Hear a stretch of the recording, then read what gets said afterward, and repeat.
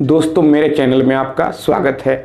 आज के इस वीडियो में मैं आप लोग को बताऊंगा कि अगर आपका किसी भी तरह का कोई भी बिजनेस है और अगर आपने अपने बिजनेस के लिए जीएसटी नंबर लिया हुआ है और फिर आपका जो है जीएसटी डिपार्टमेंट की तरफ से आपको अगर नोटिस मिलता है, तो फिर नोटिस मिलने के बाद आपको क्या करना चाहिए ताकि आप कोई भी परेशानियों में ना फंसे। दोस्तों, अगर आपको जीएसटी डिपार्टमेंट से नोटिस आता है तो सबसे पहली बात यह है कि आपको नोटिस को इग्नोर बिल्कुल भी नहीं करना चाहिए। कई लोग ऐसे होते हैं कि वे नोटिस आने पर उसको इग्नोर कर देते हैं, लेकिन आप ऐसा भूल कर भी ना करें। आप नोटिस आने पर अपना रिस्पॉन्स ज़रूर दें। आप नोटिस आने पर किसी प्रोफेशनल से मिले, आप किसी वकील या फिर किसी सीए से मिले और उनसे सलाह लेकर उस नोटिस को रिप्लाई करवाएं। आप ऐसे ही कहीं पर जाकर किसी से भी मिलकर नोटिस का रिप्लाई ना दिलवाएं। आप किसी प्रोफेशनल से मिलकर ही नोटिस का रिप्लाई दिलवाएं, क्योंकि अगर कल को मामला कोर्ट में जाता है तो फिर फर्स्ट टाइम नोटिस आने पर जो रिप्लाई दिया जाता है वहीं आगे का ग्राउंड तय करता है।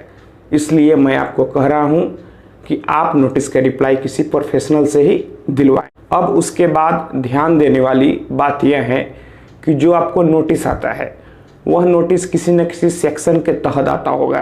तो आप यह देखें, आप यह अपने प्रोफेशनल से पूछें कि आपको जो नोटिस आया हुआ है वह किस सेक्शन में आया हुआ है और उस सेक्शन में आखिर क्या प्रोविज़न है।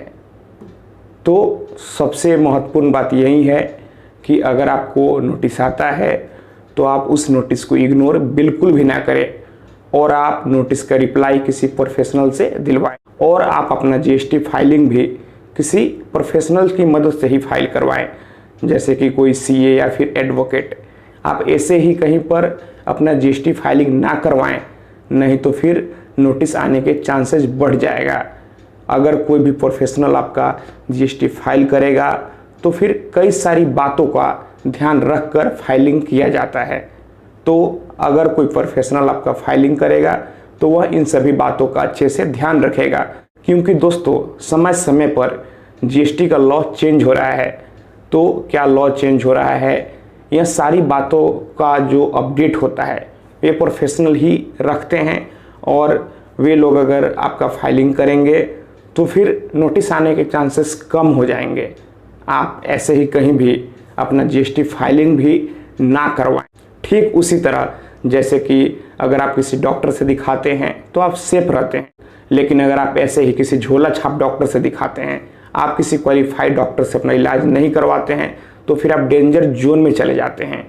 तो आप हमेशा अपने आप को अगर आप स्वस्थ रखना चाहते हैं, आप किसी मुसीबत में नहीं फंसना चाहते हैं, तो आप किसी प्रोफेशनल डॉक्टर से दिखाते हैं, किसी क्वालिफाइड डॉक्टर से दिखाते हैं। ठीक उसी तरह आप अपना जीएसटी फाइलिंग और अगर नोटिस आ गया है तो उसका रिप्लाई किसी प्रोफेशनल से ही दिलवाएं।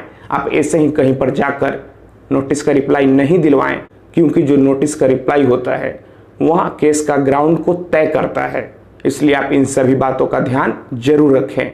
तो दोस्तों, मैं आशा करता हूँ आपको यह वीडियो पसंद आई होगी।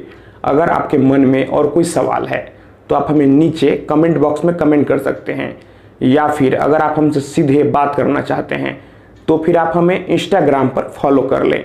मेरा इंस्टाग्राम पर यूज़र नेम है Pritesh1584। तो दोस्तों, आप इस वीडियो को अधिक से अधिक अपने दोस्तों और रिश्तेदारों में भी ज़रूर शेयर करें।